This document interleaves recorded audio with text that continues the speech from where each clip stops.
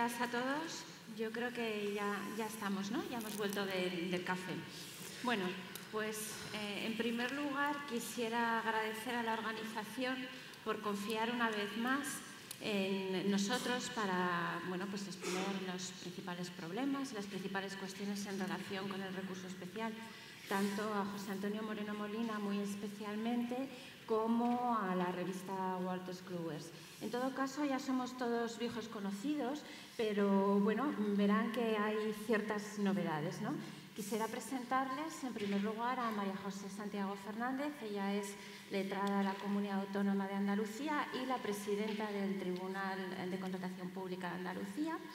En segundo lugar, quisiera presentarles a Neus Collet, que es una reciente incorporación únicamente por lo que se refiere al ámbito de los tribunales. Es la presidenta del Tribunal catalán, pero efectivamente su trayectoria es amplísima y especialmente la Junta de Contratación Administrativa de Cataluña, que es una de las más prolíficas, la verdad, y más acertadas, me atrevería a decir. Por otro lado, también a Luis Gracia, que también ha intervenido en ocasiones anteriores, que forma parte del Consejo Consultivo de Castilla y León, que, como saben, tiene estas competencias en materia de contratación pública. Y he dejado para el último lugar a Begoña, que también es una recientísima incorporación, es la presidenta del órgano de contratación pública, del Tribunal de Contratación Pública de Euskadi, del País Vasco, que ha suplido recientemente a José Antonio Ausín. Bueno, para empezar ya a meternos un poco en faena. La Ley de Contratos del Sector Público, que incorpora un montón de novedades, realmente tenía por misión principal en un primer momento la de la transposición de las directivas. Y como todos ustedes saben, pues la Directiva de Recursos no ha sido esencialmente modificada, con lo que en principio pues no habría esta necesidad vía transposición, ¿no? Pero realmente, si la nueva ley tiene como leitmotiv el de la transparencia, no hay más que leer la exposición de motivos, se ha considerado, y aquí se ha repetido en varias ocasiones, el recurso especial como un importante instrumento de cara a la transparencia. Esto ha motivado que algunas de las enmiendas, incluso que se han producido durante la tramitación parlamentaria, hayan tocado el recurso de una forma o de otra. Especialmente significativa es la ampliación del ámbito del recurso especial, sobre el que tendremos ocasión de debatir. Y por otro lado también no podemos desdeñar o dejar de un lado el importante cuerpo de doctrina que entre todos los tribunales hemos asentado y que también se ha destacado a lo largo de estas jornadas. Quisiera poner un dato encima de la mesa. Es que entre todos los tribunales hemos dictado unas 12.700 resoluciones. Y digo unas porque esta semana se pueden haber dictado fácilmente a lo mejor 50 o 60 más. Entonces, por centrar. Creo que con 12.700 resoluciones el cuerpo de doctrina es suficientemente importante como para ser generador de seguridad jurídica y, por lo tanto, potenciar la figura del recurso especial. Y en esta mesa se trata de ver cómo se produce esa potenciación y qué retos nos va a plantear. Yo quisiera empezar preguntando a María José Santiago cómo a través de la nueva ley se ha ampliado el objeto del recurso, si esta ampliación del objeto del recurso está bien definida, es una ampliación marcada o también nos lleva a ámbitos interpretativos algo más amplios. Y te referirás, supongo, a la sentencia marina del Mediterráneo y ahora nos contarás cuando quieras. Bien.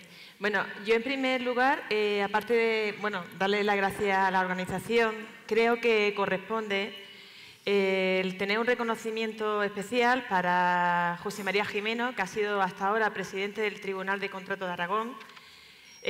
Todos los años, yo creo que llevo 6 años de presidenta del Tribunal de Recursos Contractuales de Andalucía. Este es el 5º año que venimos a Cuenca, ¿no, Elena? Y bueno, creo que aquí que estamos en la mesa de tribunales, simplemente hacer una especial mención a Chema, a José María Gimeno, todos lo conocéis, que ha sido uno de los padres o el padre de la criatura. Lo vamos a echar de menos, ya no está en el Tribunal de Aragón, pero sabe que lo queremos y que lo tenemos.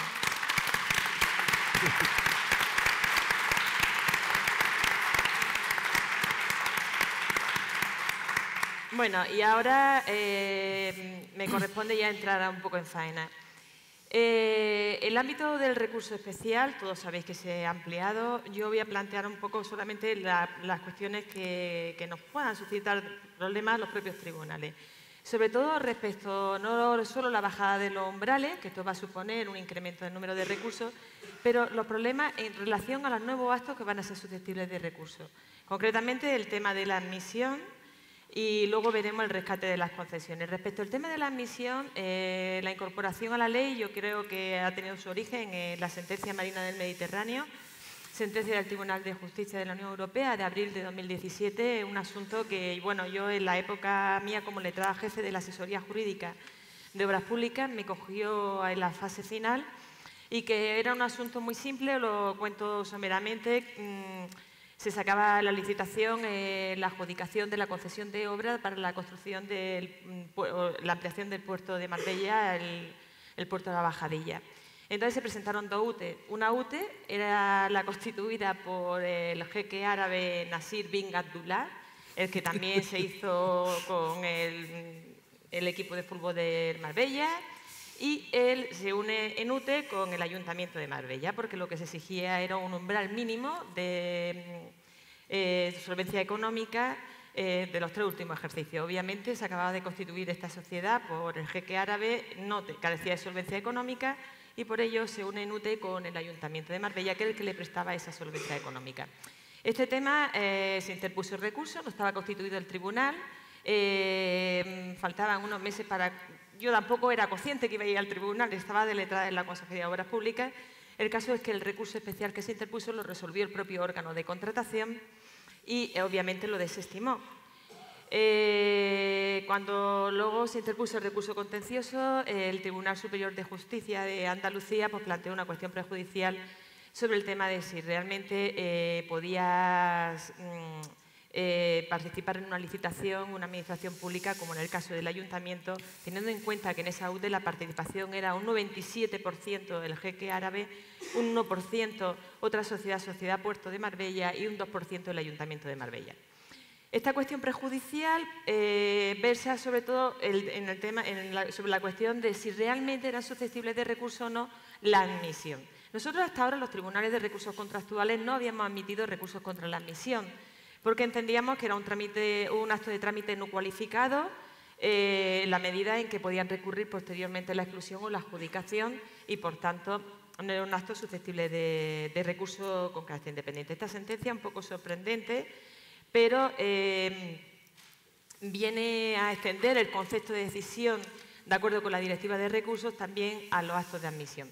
Yo, no obstante, en esta tesitura en que ahora nos enfrentamos a los nuevos tribunales y a partir del día 9 de marzo vamos a admitir o no los recursos contra los actos de admisión, creo que hay que hacer una lectura profunda de la sentencia y también atemperarlo dentro de lo que es el ámbito del recurso y también del derecho procesal, que es lo que tenemos que manejar todos los tribunales.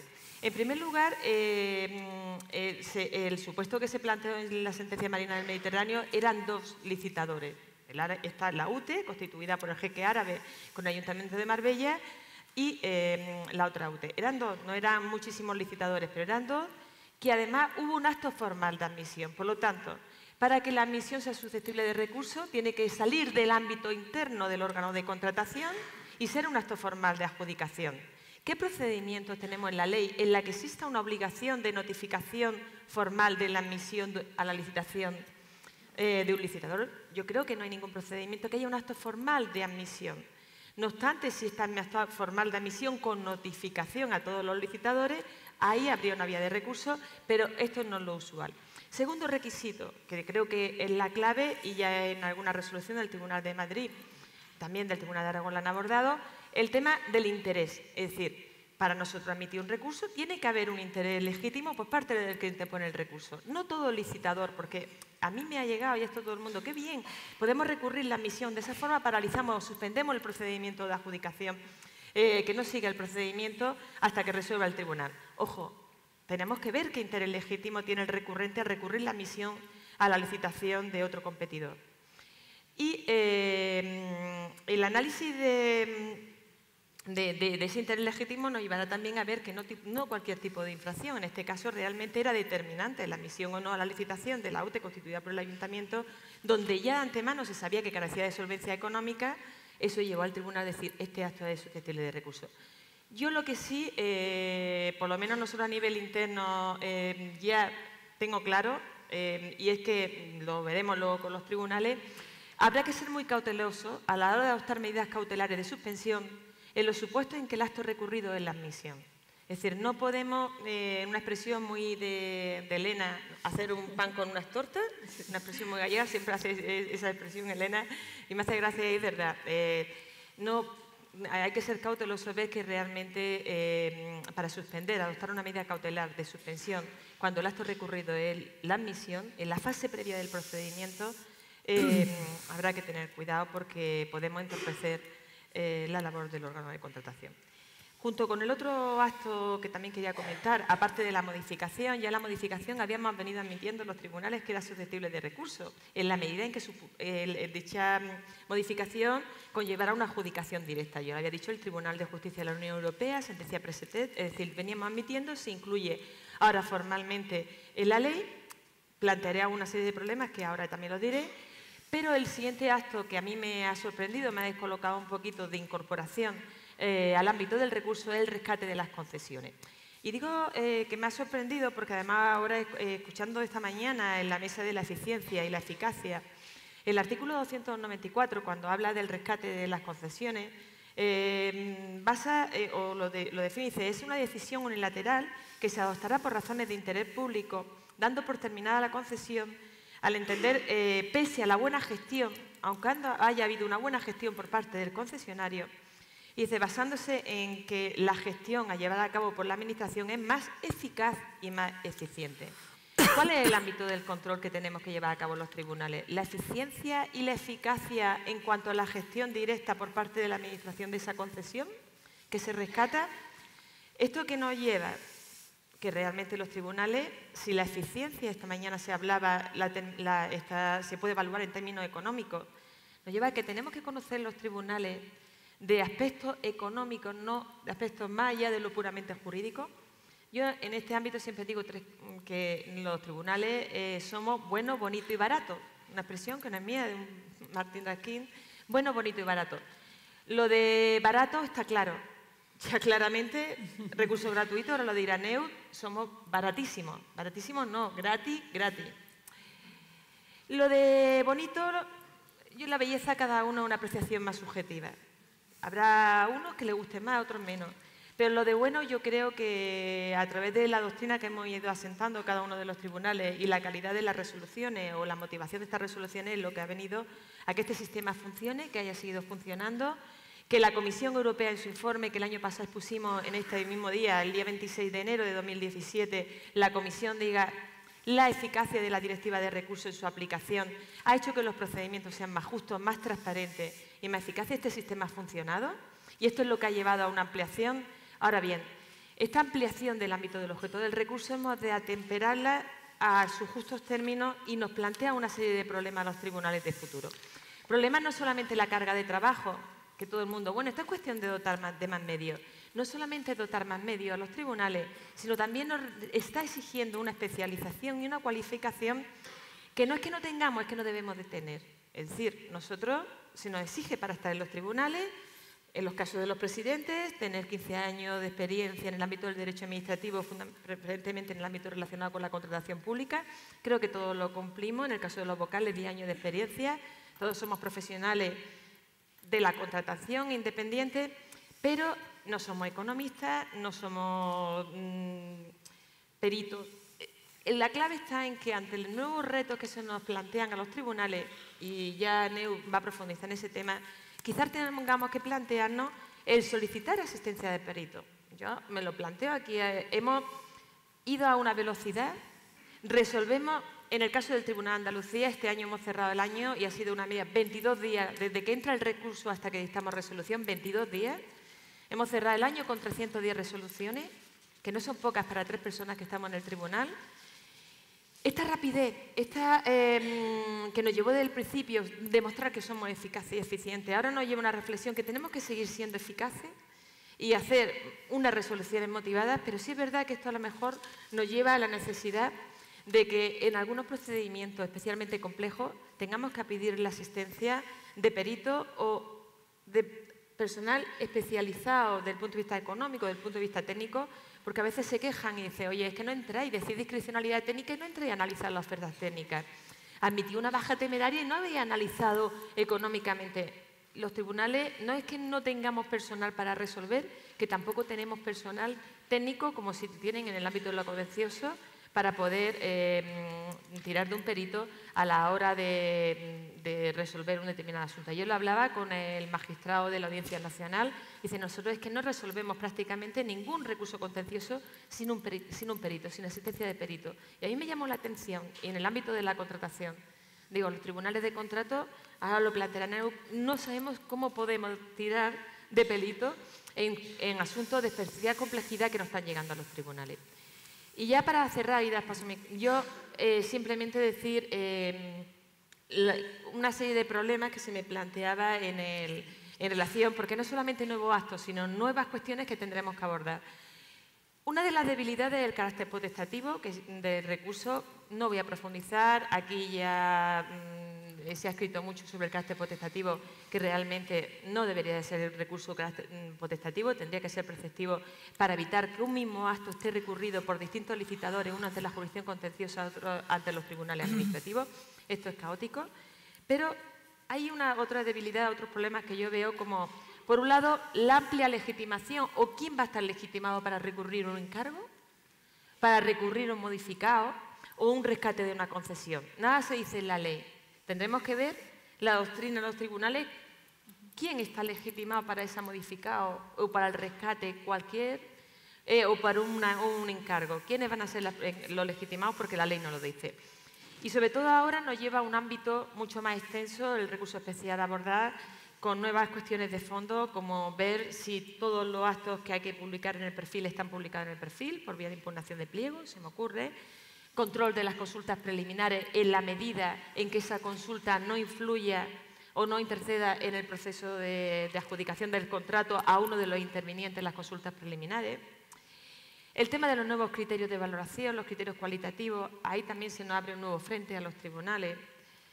El tema, las cláusulas self-cleaning, aquí no se ha abordado las cláusulas self-cleaning, pero el levantamiento de una prohibición para contratar, cómo, quién levanta la prohibición para contratar en las cláusulas self-cleaning, que todos, porque parece ser que serán los propios órganos de contratación los que establecen la prohibición de contratar, los que la levanten y con qué criterio, uniforme o no, con lo cual eso también es otro de los aspectos que veremos. Cláusulas sociales y medioambientales al amparo de la nueva ley, no al amparo ya por el efecto directo que hemos venido viendo estos meses, sino ya ahora con la nueva ley. Y los límites a las mejoras. Y ya para finalizar todo esto, simplemente deciros que necesita una labor de coordinación que establece ya obligatoria la disposición adicional 23 de la ley. Yo anuncio que vamos a tener nuestra primera reunión de coordinación el mismo día que entra en vigor la ley, el día 9 de marzo. Tendremos la primera reunión de coordinación al amparo de la ley en Sevilla, en Andalucía. Le agradezco mucho a los compañeros que hayan aceptado, pero creo que es que a mí me agobiaba el que no tengamos una coordinación previa a la entrada en vigor de la ley, y la tendremos para ir abordando todos estos temas y depurándolo conforme la práctica se nos va planteando. Muchas gracias.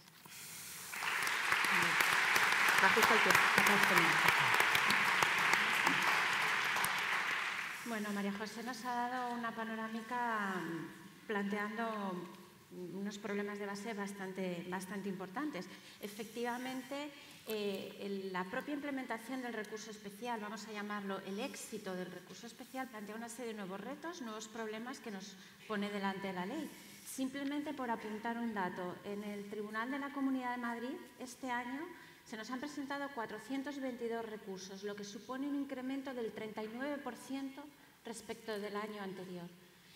Con este panorama, si tenemos en cuenta lo que se nos viene encima, se nos plantean una serie de retos, no solamente desde el punto de vista técnico-jurídico, sino también desde el punto de vista práctico.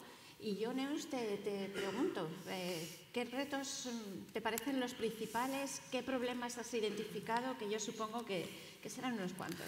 Esto es la típica pregunta trampa para la que acaba de llegar. Puede ser. En cualquier caso, yo también querría, en primer término, agradecer la invitación a los organizadores y además voy a aprovechar para agradecer muy especialmente a mis compañeros, a los que aún son presidentes y a los que hace poco lo eran, el calidísimo recibimiento y la ayuda que los recién llegados a este mundo del tribunal pues hemos tenido. Dicho esto, y cogiendo absolutamente el guante de lo que ha dicho María José, yo pienso que hay que plantearse dos cosas en este momento. Los tribunales, con el informe de la Comisión Europea en la mano, con las estadísticas que ahora comentaban ellas, ha sido un caso de éxito absoluto, pero vayamos con cuidado, no vayamos a morir de éxito. Es decir, la rebaja de umbrales, sobre todo yo cuando estaba en la Junta la veía clarísimo, incluso su eliminación absoluta. Otras medidas como ampliar los actos, incluso llegar a plantearse, como pienso que tengo que dejar abierta la posibilidad de debate, un nuevo rol de los tribunales, una nueva misión. Vamos a entrar ya en fase de ejecución, estamos ya entrando en fase de ejecución. Al final hemos tenido un pequeño periodo de training con la aplicación directa de las directivas, ¿no? Algo habremos aprendido en ese espacio de tiempo. Pero en cualquier caso, quizás habrá incluso que replantearse la misión de los tribunales, sobre todo teniendo en cuenta que el artículo 50 de la antigua ley, bueno, aún vigente, aunque antigua, planteaba la posibilidad del arbitraje en los poderes adjudicadores y esto ha desaparecido, pero no acaba ahí. El proyecto de ley de sectores especiales que está en el Congreso prevé la posibilidad que, a falta de acuerdo entre las partes, los tribunales podamos ser el órgano de arbitraje en cuestiones de ejecución. Y aquí es donde a todos se nos eriza el vello inmediatamente, ¿no? Quizás, ahí lo dejo, incluso estemos hablando de un planteamiento de misión o de objetivos básicos más amplios de los tribunales, ¿no? Dicho esto, lo que es cierto es que en ese nuevo y complejo, si me lo permitís, sistema de gobernanza de la nueva ley, el recurso especial es sin duda el recurso más directo, porque va a caso abierto para prevenir las actuaciones contrarias al marco legislativo de la contratación pública, y eso habrá que ponerlo en valor. Y sin querer entrar en el capítulo, por decirlo de alguna manera, de las reivindicaciones más básicas, que es lógico y cada uno supongo que en su ámbito le pasa, y en el caso de los tribunales especialmente, en el primero de los objetivos, que sería consolidar lo que tenemos, hay que consolidar la autonomía, y no hablo de la técnica, que la doy por superada, pero sí de la autonomía operativa de los tribunales. La autonomía operativa de los tribunales, que no tiene por qué querer decir necesariamente que adoptemos formas jurídicas distintas, o sí, o hacer un estudio de benchmarking entre otros organismos independientes de otras disciplinas, como pueden ser las autoridades de competencia, o incluso plantearse o replantearse las adscripciones de los órganos de resolución de recursos de cara a esta nueva época. Por lo tanto, primer reto, quizás no tan nuevo, consolidar lo que hemos conseguido. Y con la Ley de Contratos del Sector Público, y estos 2 días hemos tenido la ocasión de hacer un amplio repaso de todos estos nuevos planteamientos de la ley, planteamientos que efectivamente habían sido anunciados y por lo tanto hemos tenido este tiempo para ir digiriéndolos por las directivas que han sido en una parte importante de aplicación directa, pues claramente se bifurcan estos retos en 3 grandes ámbitos: la contratación pública estratégica y el emergente, que no nuevo, principio de integridad, que a su vez yo diría que va conectado con el más elemental de los derechos que tienen los ciudadanos, que es el derecho al buen gobierno y a la buena gestión. Si vinculamos estos 3 nuevos planteamientos, lleva ya de entrada fácilmente a ver que el papel de los tribunales en muchas ocasiones nos va a llevar a tener que balancear y buscar el punto de equilibrio entre esos nuevos planteamientos de contratación pública social, medioambiental, comercio justo, etcétera, etcétera, etcétera, con el más elemental principio de buena administración y de eficiencia, a la que tan brillantemente se ha aludido en la primera de los paneles. Y todo esto teniendo en cuenta además que para el operador jurídico en general el recurso especial es la manera más directa de hacer palmario que la contravención de esos principios tiene consecuencias, como antes se apuntaba. Ya no queda ahí dicho para el rubor del que se ruborice, sino que realmente puede tener consecuencias importantes.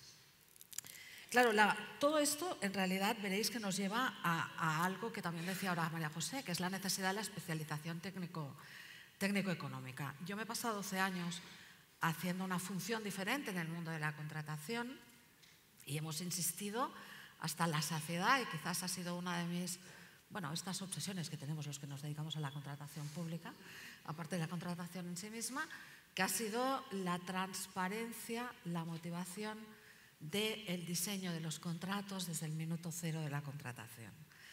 Esto no es que podamos decir aún que estamos en un sistema como algunos europeos de compra abierta, en la que todo se publica, pero ya estamos ahí. Y en este sentido, yo creo que va a haber un antes y un después de que sea obligatorio que en el perfil de contratante estén publicados los informes justificativos, las memorias de la contratación, con mandatos directos incluidos en la ley de tener que justificar y motivar esas decisiones esencialísimas en el diseño de la contratación, que marcan el acceso al mercado, que marcan el perfil de empresa, que marcan muchas de las finalidades que legítimamente debe perseguir la contratación.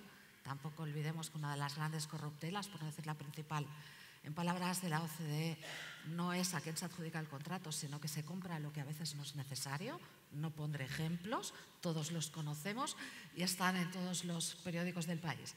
Con lo cual, se plantea de alguna manera esa necesidad, también creo yo que nos lo vamos a plantear en los tribunales, de ver hasta qué punto vamos a poder entrar con esas limitaciones a las que aludía María José de nuestra función revisora versus la discrecionalidad técnica de los órganos de contratación, hasta qué punto vamos a poder entrar. Porque si tampoco podemos entrar ni en lo más esencial, quizás la función del tribunal va a perder mucho sentido. En el momento en que la función del tribunal solo pueda referirse a aspectos exclusivamente formales, se ha contenido una justificación, pero no se llega a justificar, pero formalmente está, no hace falta que entremos, es una opción. No sé si la finalidad del recurso y de la directiva, sobre todo, va a admitir esto, cuando estamos hablando de afectación de principios básicos, principios de competencia, de igualdad de trato, principios, insisto, importantísimos, agravado esto, si me lo permitís, con algo que es muy plausible y también lo hemos visto en el panel anterior a este. La compra pública de innovación, la configuración de los criterios de adjudicación, por fin, en términos de funcionalidad, en términos de value for money, en términos de eficiencia, va a requerir sin duda algo que en los órganos de contratación, yo hace muchos años que venía reivindicando, decía es necesario gestionar la contratación pública con equipos multidisciplinares o que las organizaciones se acostumbren a gestionar de manera matricial. Claro, esto en los tribunales solo puede tener una configuración, que es la de acudir a los expertos, a los peritos, cuando lo necesitemos, porque los miembros del tribunal obviamente no podemos ser todas aquellas combinaciones que esta mañana han salido tan divertidas de abogados o ingenieros juristas. Con lo cual, necesariamente, y vuelvo fijaos al principio de mi exposición, necesariamente vamos a tener que plantearnos esa autonomía operativa que nos permita no depender de la decisión de un tercero a la hora de poder solicitar un peritaje externo, que podamos determinar que ese peritaje externo es lo suficientemente cualificado, lo suficientemente independiente y, por descontado, lo suficientemente objetivo. Claro, si a todo esto le unimos otros retos derivados de la nueva ley, algunos han ido saliendo y otros creo que también Luis y Begoña tratarán, como la ampliación de la legitimación con el impacto en el enjuiciamiento de criterios sociales o del ámbito social. Ahí dejo esas reflexiones que desde el ámbito, sobre todo los expertos en materia social, están hablando de una reforma laboral encubierta por la vía de la legislación de contratos y vamos a ver cómo aplicamos todo esto.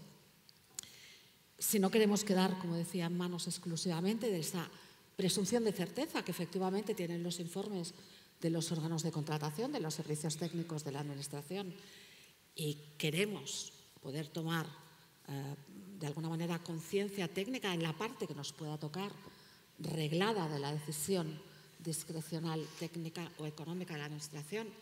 Hablábamos ahora del rescate de concesiones, ese va a ser uno de los aspectos, pero seguro que van a poder llegar algunos más con el tiempo. Yo no sé qué va a pasar con el enjuiciamiento de las revisiones de precios cuando se apliquen, o qué va a poder pasar con un futuro conocimiento por vía directa o indirecta de las condiciones de las prórrogas de los contratos, ahora no previstas ni siquiera para su publicación en el perfil. En cualquier caso, mayor coordinación, como comentábamos antes, va a ser absolutamente necesaria para elevar la seguridad jurídica. Son muchas resoluciones y diferentes órganos que están tomando decisiones, cosa con la cual, obviamente, y se ha dicho ya en varias ocasiones, la posibilidad de que no quede cerrada la planta de tribunales en otros ámbitos como el local, pues entiendo que como mínimo puede llegar a cuestionar todos estos objetivos, muchos de ellos ya conseguidos, y que de lo que se trata es simplemente de consolidarlos. Esta nueva intervención del tribunal, ahora con carácter imperativo ya en dar acceso al expediente de contratación, ese punto de coincidencia que ha puesto de relieve el ponente justamente en relación con la GAIP en Cataluña, que lógicamente habría que intentar resolverla de una manera más institucional y normal y por norma, que no que sea que la presidenta de la GAIP y yo tengamos muy buena relación y nos llamemos para solucionar los problemas, que es así, pero quizás no sería la mejor de las maneras. Y para concluir, con todas estas pequeñas reflexiones que en este tiempo he hecho, me gustaría, pues, en definitiva, plantear la posibilidad de que hagamos un poco un stop and go a nivel de tribunales. Bueno, poco stop porque hay mucho trabajo, pero sí un ratito para pensar algunas cosas, empezando, como decía, por la propia misión de los tribunales, la propia ubicación institucional de los tribunales, ver cómo se garantiza la autonomía operativa, no quiero decir económica, me estoy resistiendo, pero también la conlleva la operativa de los tribunales, esa autonomía. Pues el ejemplo paradigmático que decíamos ahora a la hora de pedir un peritaje de un tercero más experto. Y, si me lo permitís también, quizás la posibilidad de aplicarnos a nosotros mismos un poco también de esta nueva medicina que se llama integridad y transparencia, y ser capaces de construir algunos códigos de detección de conflicto de intereses en todos los niveles, y ver hasta qué punto también el tribunal va a poder entrar en ese ámbito. Y solo para acabar, contratación totalmente electrónica, dice la nueva ley. No olvidemos que el recurso también debe ser de tramitación electrónica, así lo dice la ley, no deja de ser un reto importante. Va a ser especialmente necesario que las plataformas donde están ubicados los perfiles cumplan los requisitos de la ley y que sobre todo nos den esas evidencias que jurídicamente nos dejen tranquilos a las horas de enjuiciar los procedimientos. Por lo tanto, hago un llamamiento en este sentido, porque si no hay muchas cosas que van a dejar de tener ningún sentido. Como decía, pues la propia publicación, la propia transparencia en la adopción de los más básicos elementos de diseño de los contratos, que quede motivado, que los recurrentes puedan conocerlos antes de fundamentar su recurso y que el tribunal también los pueda conocer. Acabo, creo que no me he pasado mucho. Muchas gracias a todos.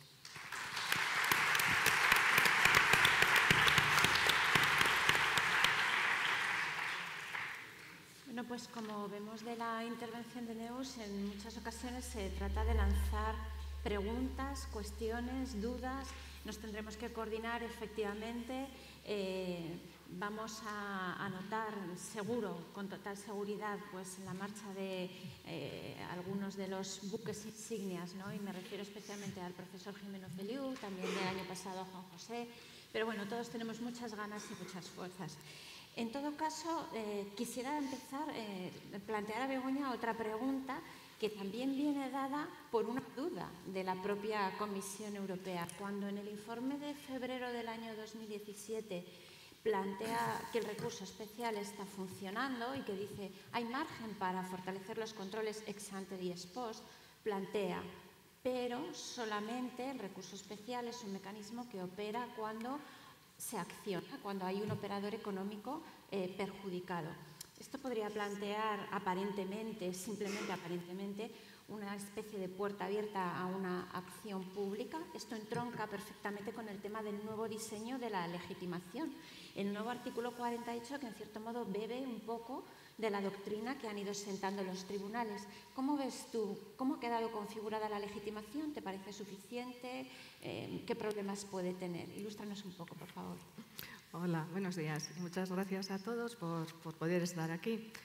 En cuanto al artículo 48, yo creo que sinceramente no va a representar un gran cambio con respecto a lo que estamos haciendo ya de antes todos los tribunales y órganos de resolución de conflictos. Ya desde un principio, en base al artículo 42, lo interpretamos de una forma muy amplia y muy flexible. El artículo 42 habla que puede interponer recurso toda aquella persona física o jurídica cuyos intereses o derechos se puedan ver perjudicados o puedan resultar afectados por la decisión objeto de recurso.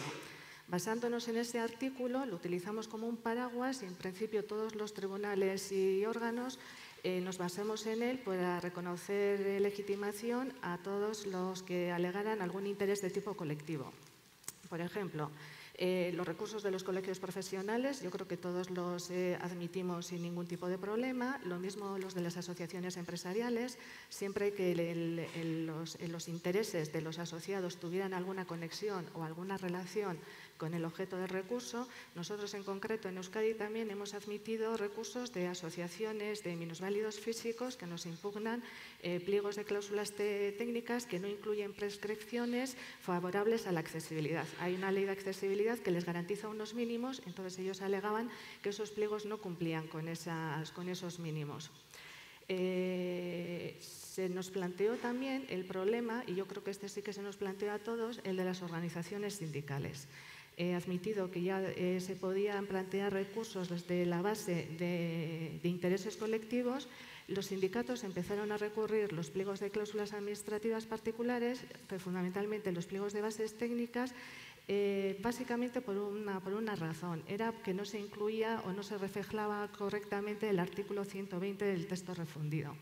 Es decir, que no se había incluido la cláusula de subcontratación obligatoria para los contratistas, que la que se había incluido era deficitaria, pues porque el número de trabajadores o las características de los trabajadores incluidos no correspondían, etc.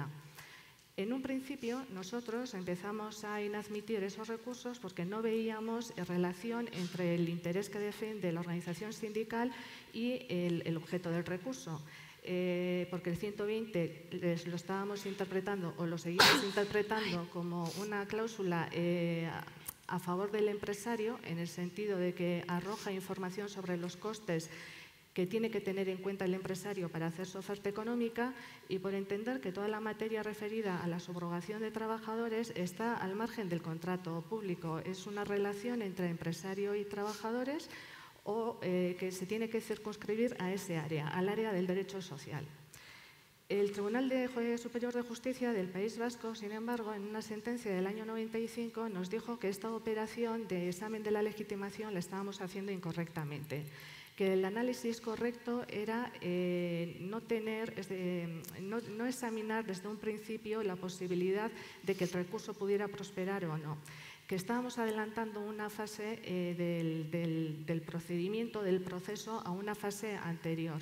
Los sindicatos o las organizaciones sindicales son depositarios de unos intereses colectivos y, como tal, en principio, podían impugnar los pliegos de la contratación.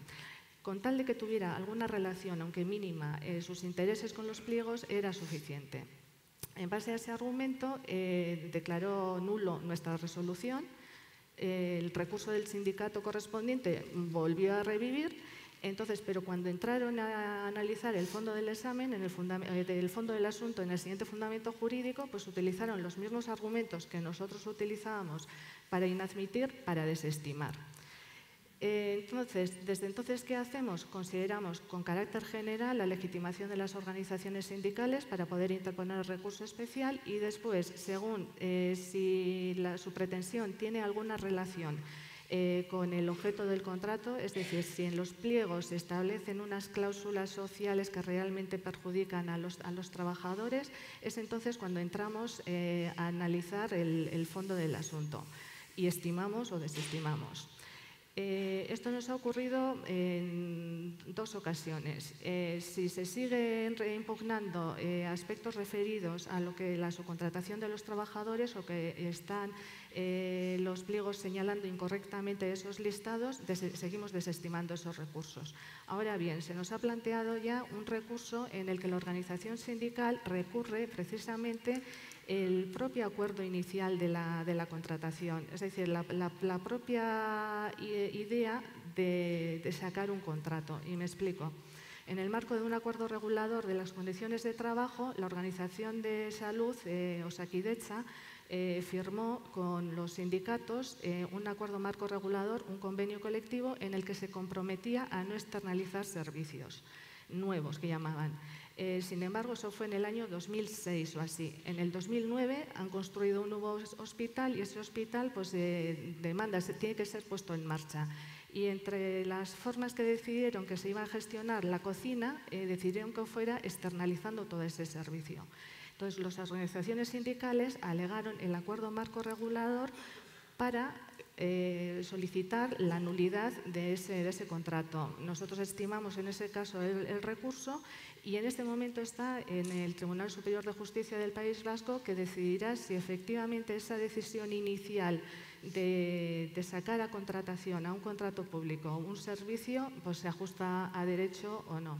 Bueno, esto entronca con una cosa que algunas veces hemos debatido, que es la posibilidad de si el recurso especial es un recurso de revisión integral de todo o nos tenemos que circunscribir a determinados aspectos únicamente. Esto en relación a la legitimación de los quienes invocan de títulos de base colectiva o así.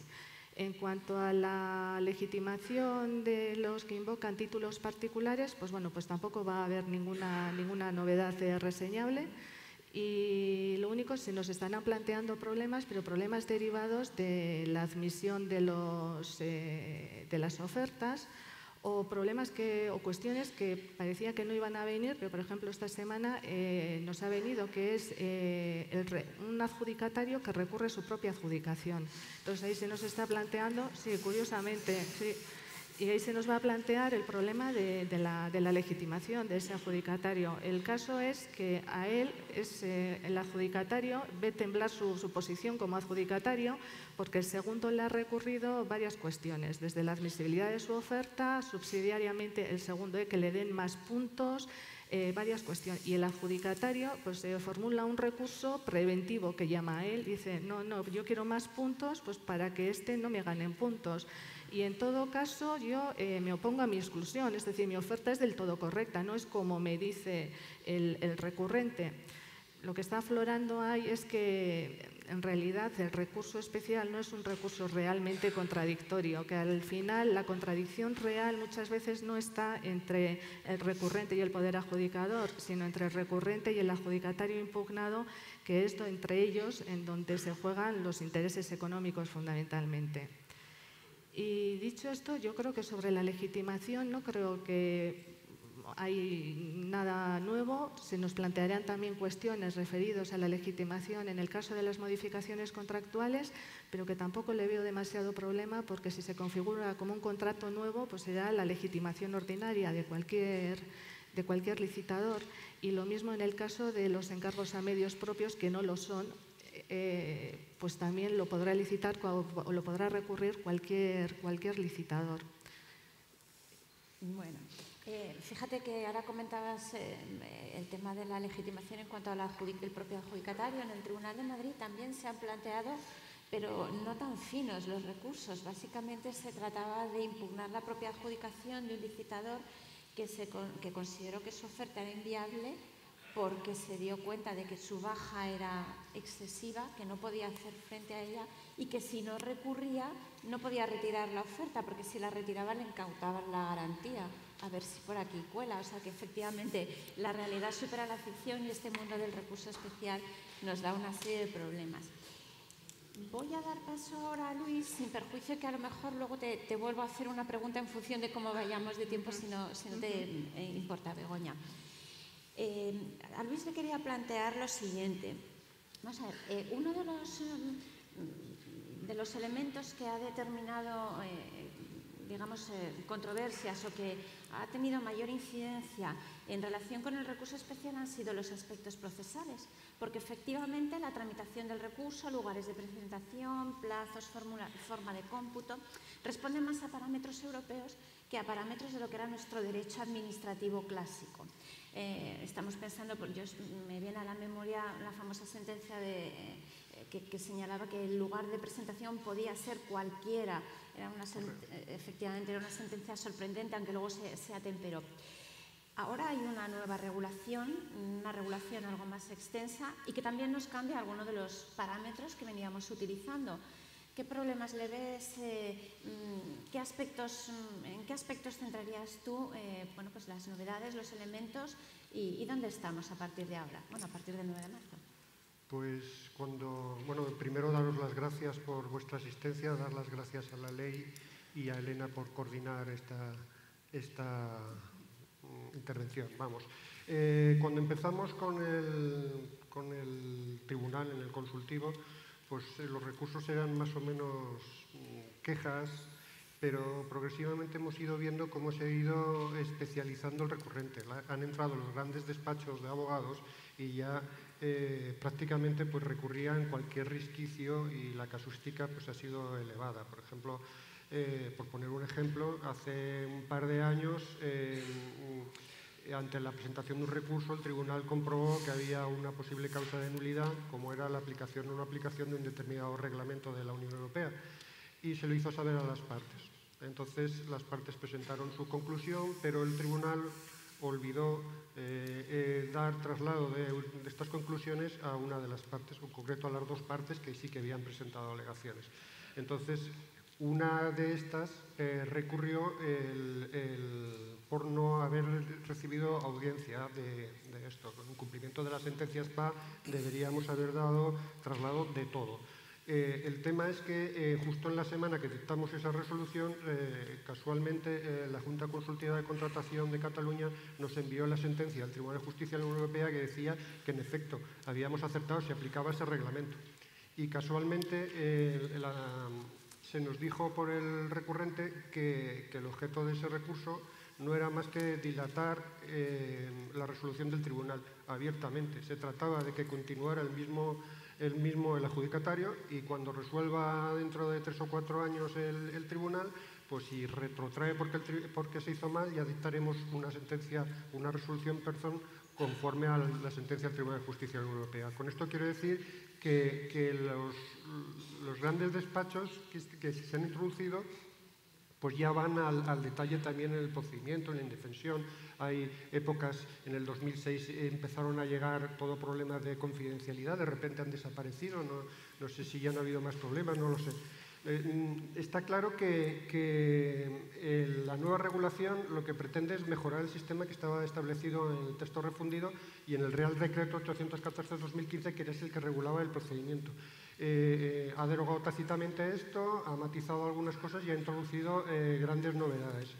Entre las grandes novedades está en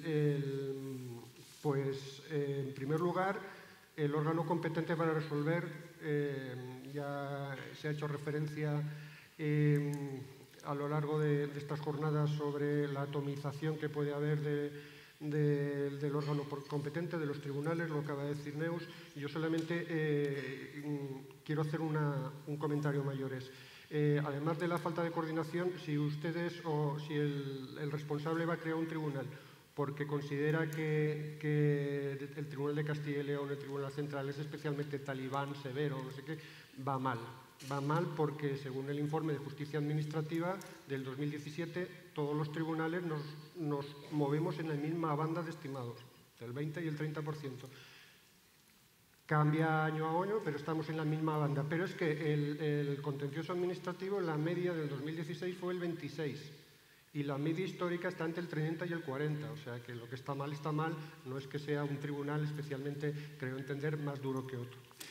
En cuanto a las novedades, pues la fundamental está pues, en la tramitación del procedimiento electrónico. Sí, ya se puede presentar en cualquier lugar de los previstos en el artículo 16 de la Ley de Procedimiento Administrativo Común, esto es en el registro electrónico, cualquier entidad del sector público del artículo 2.1, en la oficina de correos, que había litigiosidad antes con esto, en las representaciones diplomáticas y en las oficinas de asistencia en materia de registros. Y es obligación, no del recurrente, sino precisamente de estos servicios, remitir de manera inmediata y de forma lo más rápidamente posible al tribunal, porque no olvidemos que estamos hablando de un procedimiento sumario. Además de estas novedades, entre otras, pues está la gratuidad del recurso, que ha desplazado las tasas que había en este caso en Cataluña. Se retoca las medidas cautelares tan importantes, pudiendo establecerse de oficio, dando traslado 2 días a la administración, al órgano de contratación. No dice que haya que darle traslado al interesado, solo al órgano de contratación. Y la principal pues, es el cómputo de presentación del recurso. La principal, pienso yo, porque éramos conscientes de que en los tribunales se producía un elevadísimo número de inadmisiones, en torno al 30%. Esto es una barbaridad. Nuestro compañero Juan, compañero del Tribunal de Madrid, escribió en el Observatorio un artículo sobre los efectos que esto podía tener en cuanto a la tutela efectiva. Es que estaba tan alambicado pues si se recurría aquí, si se recurría allá, pues esto suponía que había hasta 10 opciones diferentes, calculo, porque nosotros en nuestra página web poníamos todas las opciones posibles con un ejemplo y siempre aparecía alguna que decías, oh, esto cómo pasa el plazo. Y entonces, entre las cosas que realiza la nueva ley es pues, que se concreta o se pretende concretar cuando computan los plazos para la presentación de recursos, que son 15 días hábiles por regla general desde la publicación en el perfil. Ahora viene el tema del perfil. Como hemos oído, a lo largo de estas jornadas hay más de 20.000 perfiles. Y entonces, claro, una publicación en el perfil por sí sola no nos dice nada, no genera seguridad, que lo conozcan los interesados. Entonces, por ello, la ley exige que este perfil esté alojado en la plataforma, como tiene que ser la plataforma del Estado o una autonómica integrada en esta. Y para proteger esto establece una nueva cuestión de nulidad en el artículo 39.2, de que si no está realmente correctamente en el perfil, pues será nulo de pleno derecho. A partir de entonces, de estos 15 días hábiles desde publicación del perfil, pues tenemos la impugnación del artículo 50, nos explica cuándo se impugna el anuncio desde el perfil, cuándo se impugnan los pliegos, dependiendo si se tiene acceso o no a estos en la publicación, cuando los actos de trámite, el día que tuvieron conocimiento de la posible infracción, cuando los actos de adjudicación o las modificaciones ilegales u otros, si se publican el mismo día en el perfil y si no se publican desde el momento que se publican en el perfil. Perdón. El problema viene en el acto de adjudicación, porque el artículo 50, siguiendo este criterio, dice que si se publica en el perfil, ¿dónde lo tengo? Si se publica en el perfil de la fecha, que empezará a contar desde la fecha de envío de la notificación, perdón, desde la remisión de la notificación, y remite para ello la disposición adicional 15ª. Pues yo leo la disposición adicional 15ª para aclararme esto. La disposición adicional 15ª se refiere al procedimiento electrónico y no me aclara nada, al revés me lía. Yo necesito un dibujo ahí, porque la disposición 15ª habla desde la fecha de envío de la notificación, o sea, no dice desde el día siguiente, sino desde la fecha, y no desde la recepción, sino desde el envío. Entonces, lo que parece que quiere hacer es diferenciar parece, porque no lo tengo claro, ya lo hablaremos en la reunión de coordinación, diferenciar cuándo se publica en el perfil y se notifica a la vez, el mismo día, y que para ese caso será desde el día del envío de notificación a la dirección electrónica habilitada o el aviso de notificación si es por comparecencia electrónica, y si no se publica el mismo día en el perfil del contratante, el día de recepción de la notificación. Aquí hay que tener en cuenta que conforme a la Ley de Procedimiento Administrativo Común hay 10 días para la recepción en las que el interesado tendrá que recoger esa notificación, abrirla, si no se entiende rechazada. En cuanto a otras novedades, pues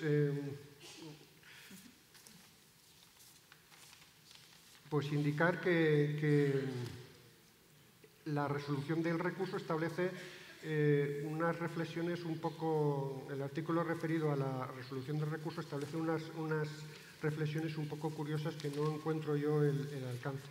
El artículo 57 precisa que en todo caso, la estimación del recurso que conlleve anulación del pliego determinará la anulación de los actos del expediente de contratación relacionados con su aprobación.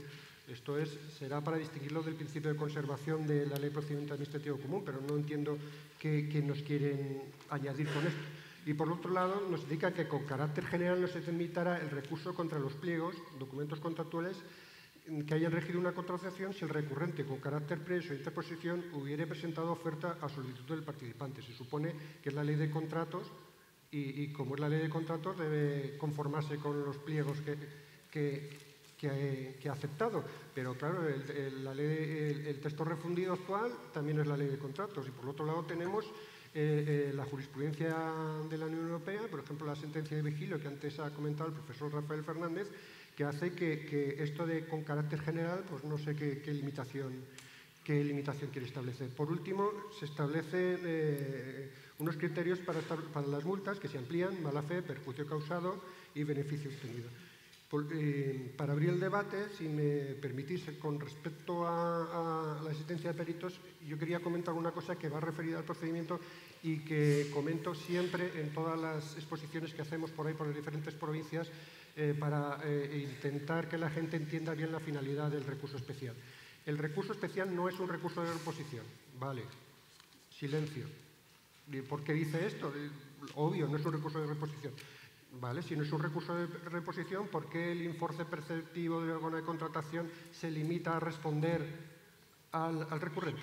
Si el que me tiene que convencer es al tribunal, ¿no? No tiene que convencer al tribunal. Es que a veces, en aspectos fundamentalmente técnicos, en los que no hay un perito además, resulta que te contestan en inglés o se refieren a cosas que no tienes tú por qué conocer, o hace el recurrente presenta unos números y estos presenta otros cuando los que interesan son los del pliego. Es que esto es bastante habitual y produce en el fondo que se decida por la carga de la prueba o por el cajón desastre de la discrecionalidad técnica. Gracias.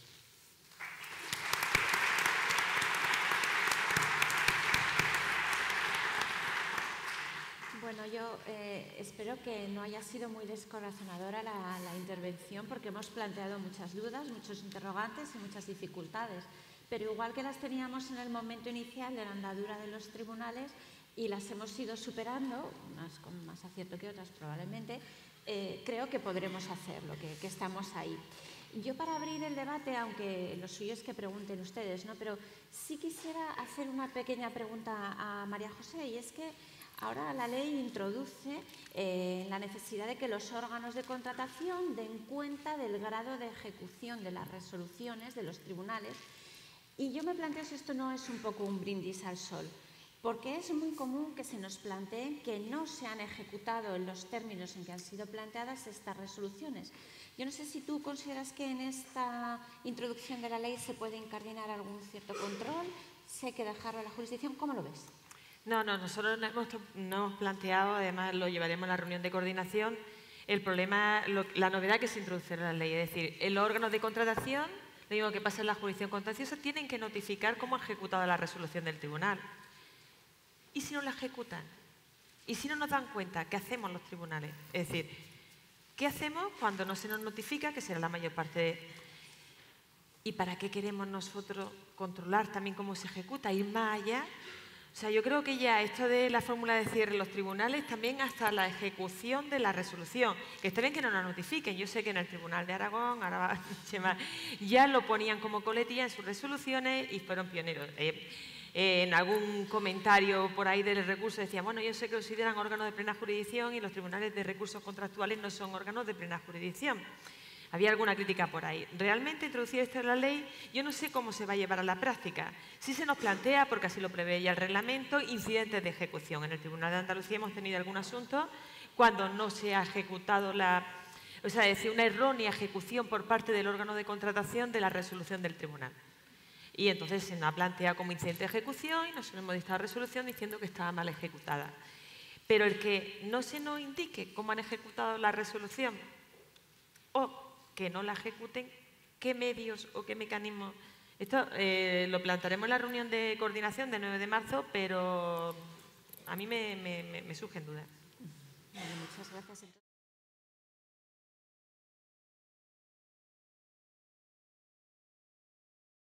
Wolters Kluwer, tu mejor socio.